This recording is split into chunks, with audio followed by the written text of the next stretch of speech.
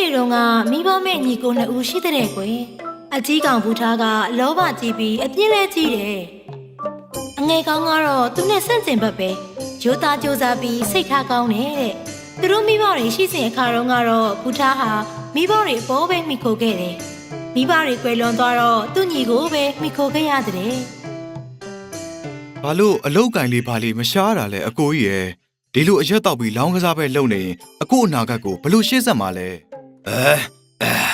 အနာဂတ်ဟုတ်လားဒီတဲစုပ်လေးမှာဘလို့အနာဂတ်ရှိမှာလဲငါတို့အနာဂတ်မှာပေါင်မိုက်ချင်းပဲရှိတယ်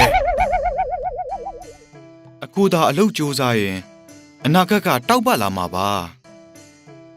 ဒါပေမဲ့အကိုကအရက်နဲ့လောင်းကစားကိုပဲခုံမင်းနေတယ်လေအကိုအရက်တောက်ပြီးလောင်းကစားလုပ်ပြလို့ကျွန်တော်စုထားတဲ့ငွေလေးနဲ့ဒီအိမ်လေးကိုပြန်ရွေးခဲ့ရတယ်လေ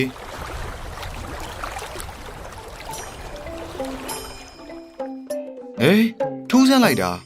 ငါဒီနေ့ဘာလို့ငါးတစ်ကောင်မှမရသေးတာလဲဒီတစ်ခေါက်တော့ကံကောင်းတော့ပါရဲ့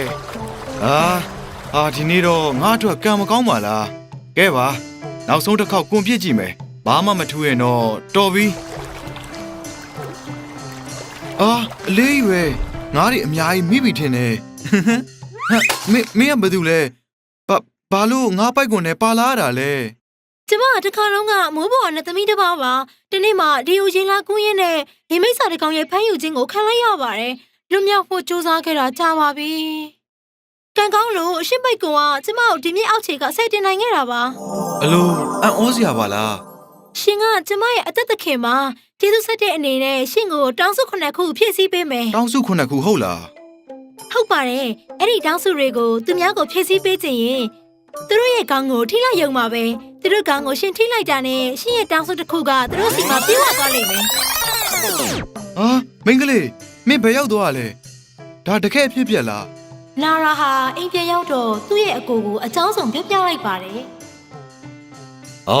ဘာပဲဖြစ်ဖြစ်ငါမင်းရဲ့အကိုပဲလေငါမှလည်းတောင်းကျင်တဲ့စုတွေအများကြီးရှိတာပေါ့ငါ့ကိုတောင်းစု၄ခုဖြည့်ဆည်းပေးနိုင်မလားကောင်းပြီလေ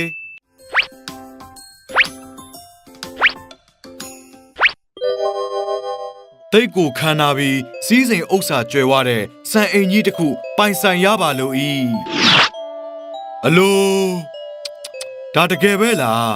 ဒါငါလိုချင်နေတဲ့ငါစံအိမ်ကြီးပဲနာရာမင်းလက်စံအိမ်တစ်ခုတောင်းပါလားငါတို့နှစ်ယောက်ချမ်းချမ်းသာသာနဲ့အတူနေရအောင်လေဒီအိမ်အဟောင်းလေးနဲ့အစားထိုးဖို့ခိုင်ခန့်တဲ့အိမ်တစ်လုံးသာရလိုပါ၏ဒုတိယဆူတောင်းကတော့တီးပင်စားပင်တွေစိုက်ပျိုးဖို့လယ်မြေကောင်းကောင်းတစ်ခုရလိုပါ၏ဒါဆိုလုံလောက်ပါပြီဝမ်းစာအတွက်နေတိုင်းငါးပဲဆက်ဖမ်းမယ်တတိယဆူတောင်းကိုတော့အရေးပေါ်သုံးဖို့ဖယ်ထားမယ်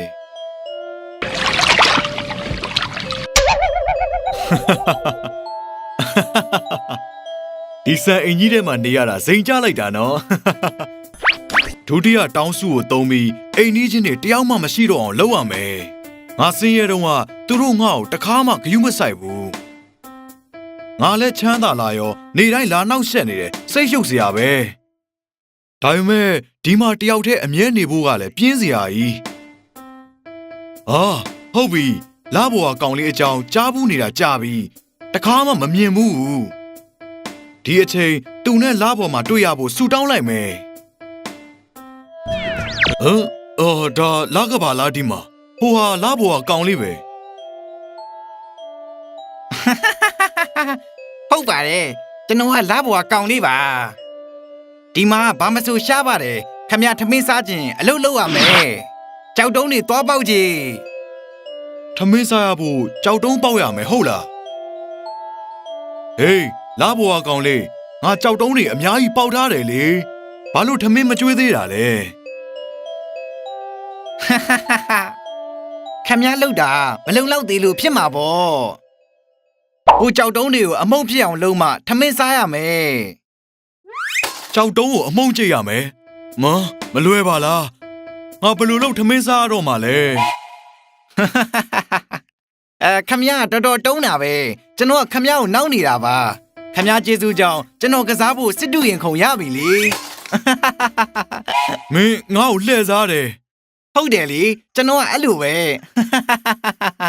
လူတိုင်းကိုအဲ့လိုလုပ်တယ် လာကဘာပေါ်မှာနေရတာပြင်းလာပြီနေလုံးကြီးစီသွားခြင်းနဲ့အိုးအေးအောင်မလေးပူလိုက်တာနေရဘာဖြစ်လို့အရန်ပူရတာလဲငါဒီမှာဘယ်လိုလုပ်ပြီးနေနိုင်မှာလဲကဘာပေါ်ငါပြန်သွားမှဖြစ်မယ်အော်ဒါပေမဲ့ငါတောင်းစုတွေအကုန်တုံးလိုက်ပြီပဲကဘာပေါ်ဘယ်လိုပြန်ရပါမလဲအောင်မလေးပူလိုက်တာအခုပြန်ခြင်းနဲ့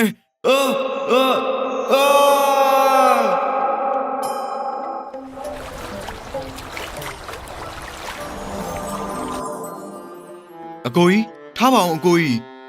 သူအသက်မရှူတော့ဘူးဖះရေငါအကိုတေသွားပြီလားမဖြစ်ဘူးအကိုကြီးထားပါဘာလို့ဒီလိုဖြစ်ရတာလဲဘယ်သူရှိလဲဗျို့ကျွန်တော်အကိုကယ်ပေးကြပါအာငါမှနောက်ဆုံးတောင်းစုရှိသေးတာပဲငါအကိုအတွက်အဲ့ဒါကိုတုံးလိုက်တော့မယ်နောက်ဆုံးတောင်းစုအဖြစ်ကျွန်တော်အကိုအသက်ပြန်ရှင်ခွင့်ပေးပါအကိုအသက်ပြန်ရှင်လာရင်နော်ညီလေးငါမင်းကိုဘယ်တော့မှထပ်မတွေ့ရတော့ဘူးထင်နေတာအကိုပြန်တွေ့ရတာဝမ်းသာလိုက်တာအကိုသတိလစ်နေတာကြာပြီကျွန်တော်ဖြင့်စိတ်ပူလိုက်ရတာတောင်းပန်ပါတယ်ကွာငါရဲ့လောဘနဲ့ပြင်းရမှုကြောင့်အလုံးမလုံးပဲဇိမ်နဲ့နေကျင်ခဲ့မိတယ်အဲ့ဒါကြောင့်ငါအသက်တောင်ဆုံးရှုံးရတော့မလို့ဖြစ်သွားတယ်ငါကငါသိရှက်မိပါတယ်ဘာမှမဖြစ်ပါဘူးအခုပြန်လာပြီပဲ